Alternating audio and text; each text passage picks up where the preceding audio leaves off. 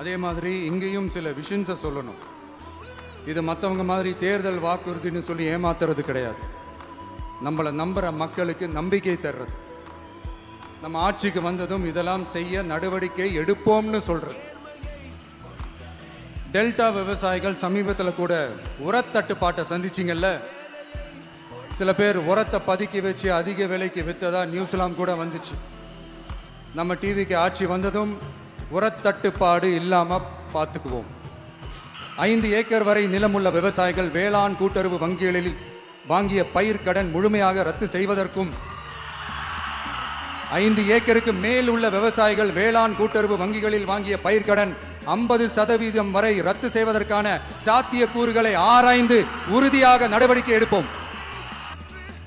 2 acre வரை நிலமுள்ள விவசாயிகள் மற்றும் நிலமற்றவர்கள் குடும்பத்தில் யாரும் மாநில மற்றும் ஒன்றிய அரசு ஊழியராக இல்லாமல் இருக்கும் பட்சத்தில் அவர்களின் குழந்தைகளின் பொறியியல் மற்றும் மருத்துவம் உள்ளிட்ட தொழிற்கல்வி முதல் அனைத்து வகை படிப்புகளுக்குமான முழு செலவையும் அரசே ஏற்கும்.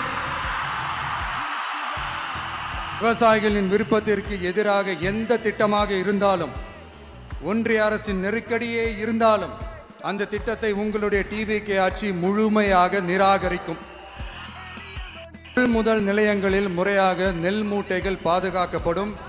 நெல் முளைத்து வீணாவதை பார்த்து கொண்டு நமது அரசு சும்மா இருக்காது.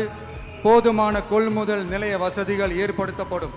அதே போல கொள்முதல் நிலையங்களில் கொள்முதல் செய்வதற்கோ மூட்டை ஏற்றி இறக்கவோ 1 பைசா கமிஷன் வாங்காமல் பார்த்து கொள்ளப்படும். அப்படி கமிஷன் வாங்குவது யாராக இருந்தாலும் கடும் நடவடிக்கை எடுக்கப்படும். 500 ரேஷன் கார்டுகளுக்கு 1 ரேஷன் கடை என்ற வரையறை நிர்ணயிக்கப்படும். கிராமங்களிலும் எடையாளர் நியமிக்கப்படுவார். பெண் விற்பனையாளருக்கு பெண் எடையாளர், ஆண் விற்பனையாளருக்கு ஆண் எடையாளர் என்பது பின்பற்றப்படும். ரேஷன் கடைகளில் அரிசி தவிர அனைத்து பொருள்களும் பாக்கெட் செய்து விநியோகிக்கப்படும்.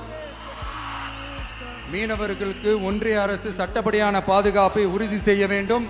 அதற்கான உண்மையான உணர்வுபூர்வமான அழுத்தத்தை ஒன்றிய அரசுக்கு நமது டிவிக்கு அரசு கொடுக்கும். கல்வி, மருத்துவம், ரேஷன், குடிநீர், சாலை வசதி, பஸ் வசதி, இது மாதிரி அடிப்படை விஷயங்களுக்காகத்தான் நம் அரசு முதல்ல முக்கியத்துவம் கொடுக்கும். எனக்கு நம்மளோட குழந்தைகள், நம்ம பெண்கள், நம்ம இளைஞர்கள் லைஃபுக்கு முன்னுரிமை கொடுக்கணும். அரசு வேலை வாய்ப்புகள் மட்டும் இல்லாம தனியார் வேலை வாய்ப்புகளுக்கான வழியையும் உத்தரவாதத்தையும் உருவாக்கணும். அப்படி நாம் உருவாக்கிட்டாலே அவங்களுக்கான ரூட்டை நம்ம இளைஞர்கள் அவங்களே தேர்ந்தெடுத்துப்பாங்க.